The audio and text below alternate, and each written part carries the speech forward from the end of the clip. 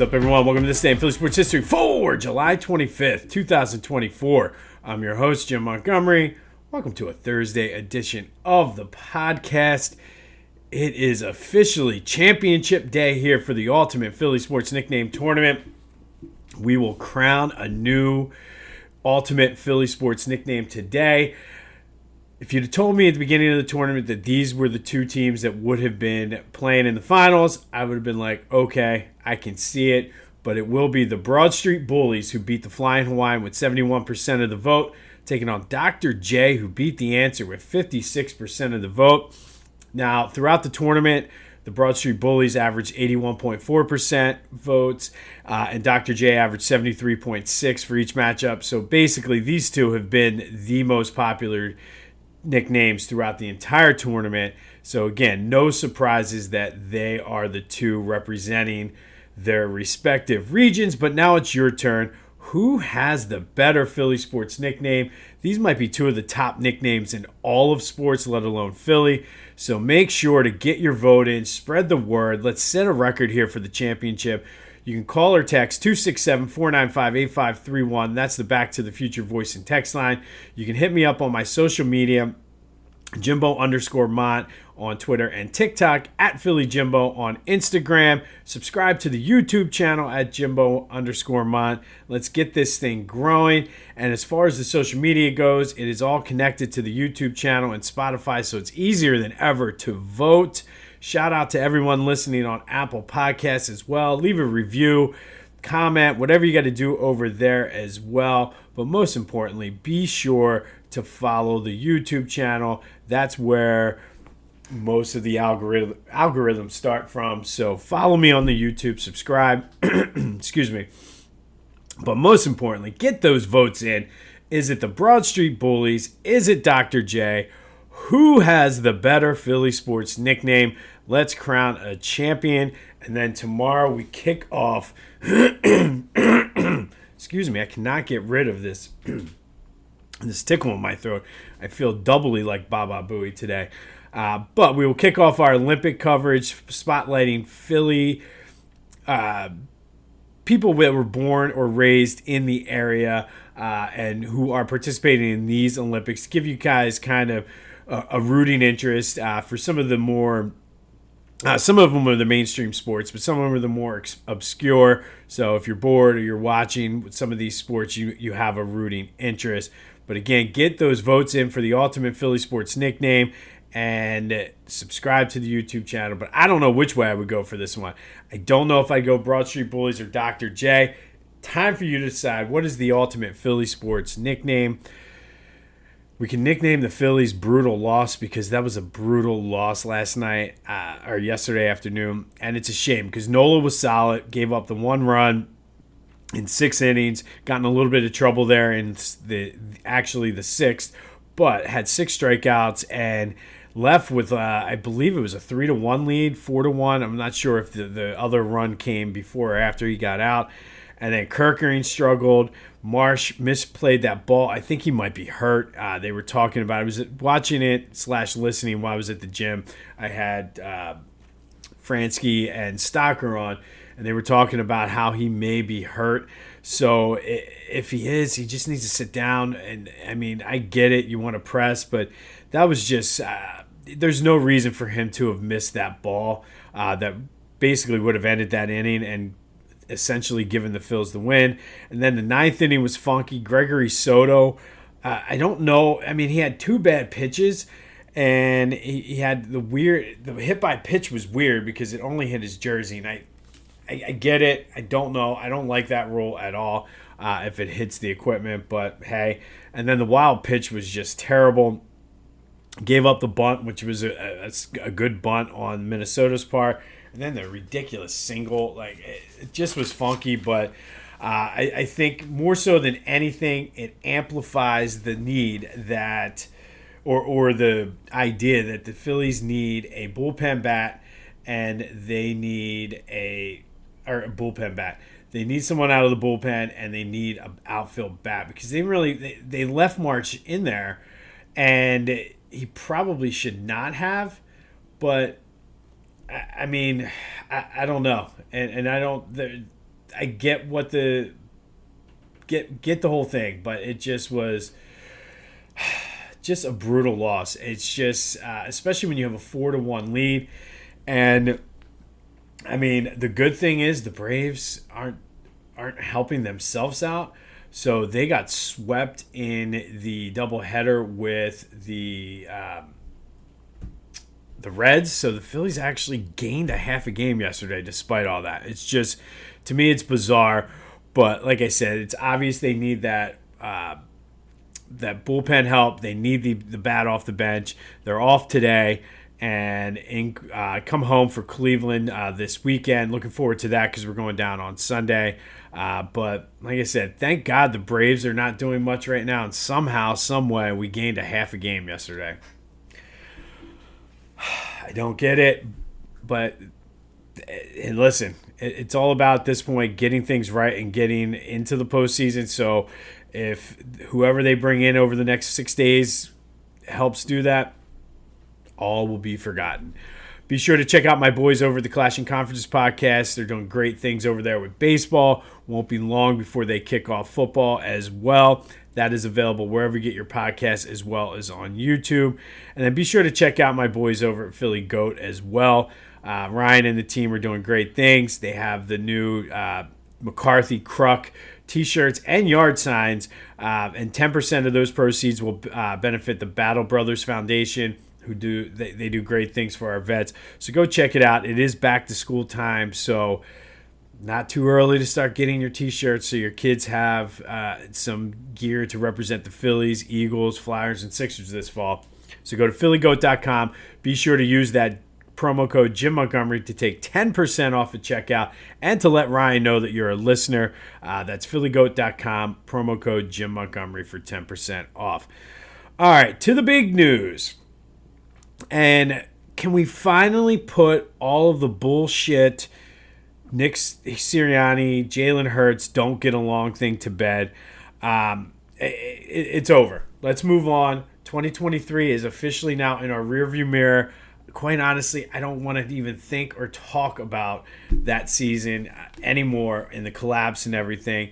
But Jalen came out and essentially said everybody's hungry. He trusts Mr. Lurie, Howie, and Coach Sirianni, and was asked a follow-up question. So kudos to, I know sometimes I'm hard on his takes sometimes, but kudos to Elliott Shore-Parks for getting that follow-up question in there and specifically asking him about the relationship with Nick.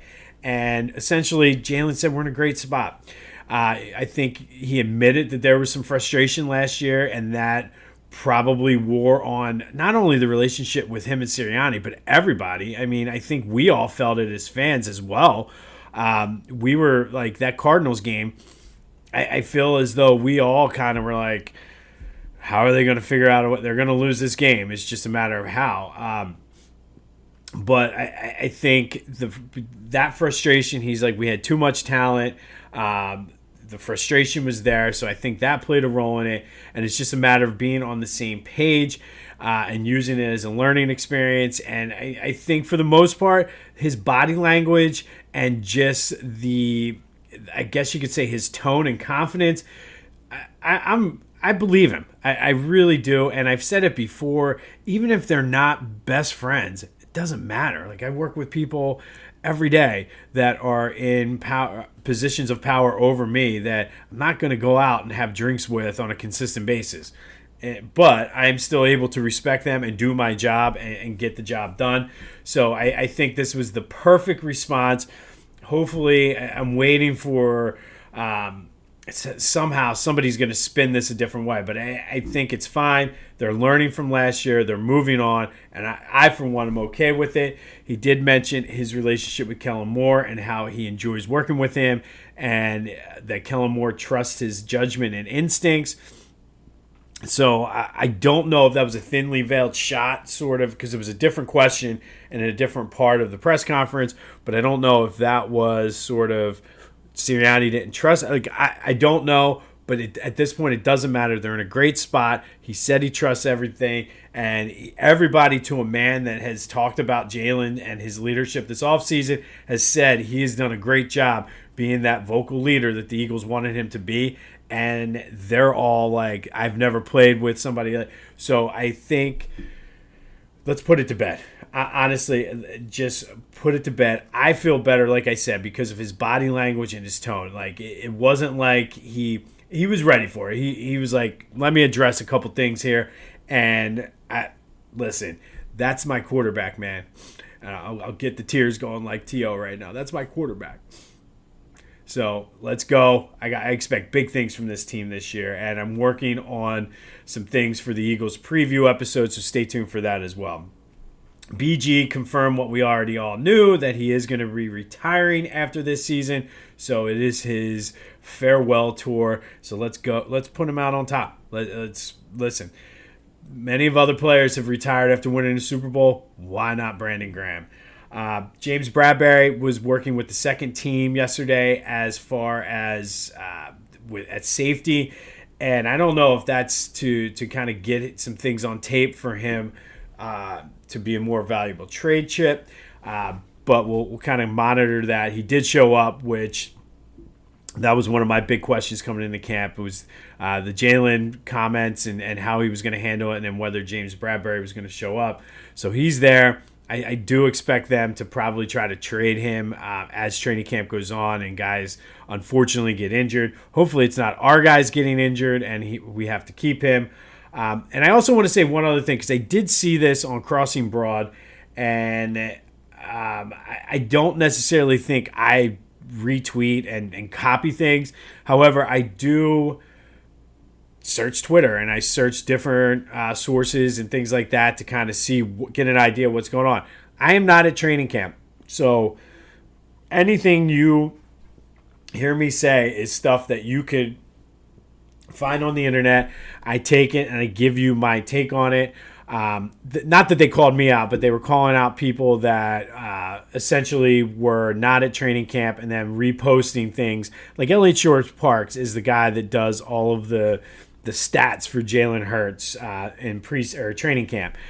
And somebody else was retweeting, or not even retweeting Elliott stuff, but just sending it out almost like it was his own. So they called him out. But like, I'm never going to do that. Like excuse me.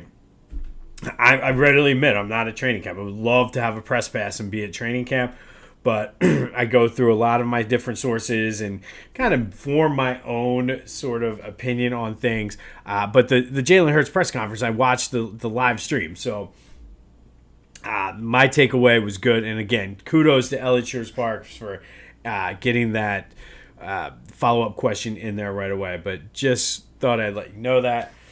The Sixers, well, maybe who knows what's going on with the Sixers in their stadium, whether they're going to be down in the Fashion District, whether they're going to be in Camden. But come next August, the Flyers and Sixers Stadium will have a new name. Wells Fargo is ending their naming rights partnership, whatever you want to call it, with Comcast Spectacor and the arena down there. So that thing's been through so many different names. Like I fully expect that somebody like Wawa to just scoop in and it's going to be the Wawa Center, which actually I could think of worse, or even maybe the Tasty Cakes. I don't know, but I figured I'd mention that because that is something that was in the news. Also in the news, Michkov had himself a press conference yesterday. He will be wearing number 39 with the Flyers. Briere was quick to caution he's not the savior. We're building a team around him. And yes, I agree, Danny, and I know you're trying to temper expectations, but that's a pretty damn good cornerstone for your team. So maybe he's not the savior, and it is a team effort, but, it's a pretty firm cornerstone for this team. Michkov did say, though, I'm here to help this team win. He mentioned playoffs. He mentioned Stanley Cup. He's ready to go. He's looking to win. He's living out his dream, honoring his father's wishes. So you're going to see a very motivated Matvei Michkov. And like I've been saying, buckle up. It's going to be a fun fall here in Philly. All right, today we're going to go back to 2015. And on this day in 2015, Phillies beat the Cubs 5-0 at Wrigley Field. Ryan Howard went 2 for 4 with a homer, a double, and 3 RBI.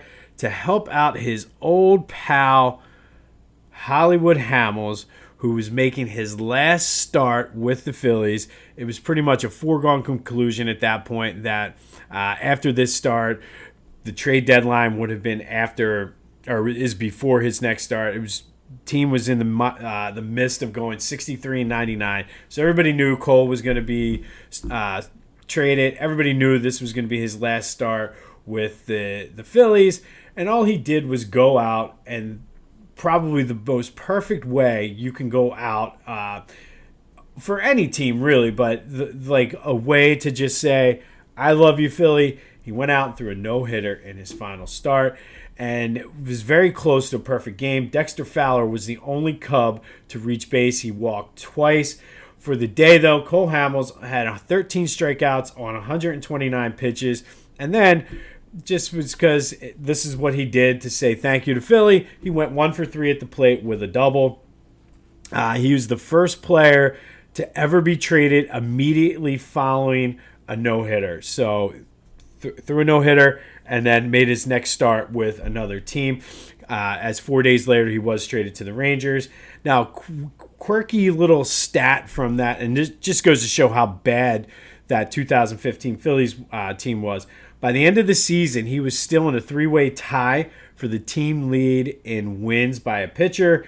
Aaron Harang and rookie Aaron Nola also had 6 wins that year. Hopefully, Aaron Nola will be able to bring home a championship just like Cole Hamels did. But on this day in 2015, Cole Hamels threw a no-hitter in his final start as a Philadelphia Philly, striking out 3, walking 2, and then also going 1 for 3 at the plate with a double, thanks in part to his old pal Ryan Howard, who sent him to Texas, going 2 for 4 with a homer, double, and 3 RBI. And again, one of the, they just did the retirement ceremony, but one of the greatest Phillies. Don't win the World Series in 2008 without him. Maybe if he didn't struggle, we win it in 2009. But that's another topic for another show. But Cole Hamels, one of the all-time greats in Philly, threw a no-hitter against the Cubs in Wrigley Field in his final start with the Phillies, a 5-0 win for the Phils over the Cubs. One of the few bright spots of that season as they went 63-99, and just this is when it all came crashing down. Cole Hamels was traded. Ruben Amaro, I believe, was fired like in September of that year. It just a quick fall from grace in just 7 short years. Went from the penthouse to the outhouse, as they like to say. We'll have more on Eagles training camp tomorrow, but let me know your thoughts as we're getting ready to get back into questions of the day. How are you feeling about the Jalen Hurts thing? This is an unofficial question of the day. Like I said, I'm pumped. I think it was the perfect response, perfect answer for it. Let's put it to bed and move on. And just like he didn't say we're best friends. He doesn't have to. I don't care if they're best friends. Move on. Let's win some games, and we need to catch up. And I think this is the year we could tie the Eagles can tie the A's. Like, we need a team in Philly to have the most championships in Philly. It's ridiculous that the A's still are have the most championships in the city of Philadelphia. So let's go. Let's all pull together and get this done. But let me know what you think. 267-495-8531. That'll get you in. Vote for what is the ultimate Philly sports nickname. Is it Dr. J? Is it Broad Street Bullies? Let me know. 2 of the greatest nicknames, like I said, in all of sports, not just Philadelphia. And while you're there, let me know what you think the Phillies should do. Any ideas on who you can get? I would love to have the kid from Oakland who can throw 104, and if it means giving up one of those guys, if you bring me a championship, prospects, see you later. But get all your thoughts. Let me know what you're thinking. Be sure to follow me or subscribe, I should say, to the YouTube channel at Jimbo_Mont. Go have yourselves a Thursday. We got a couple more good days here before the humidity comes back, so get out and enjoy it. This has been This Day in Philly Sports History for July 25th, 2024. I'm Jim Montgomery, and until next time, I'll see you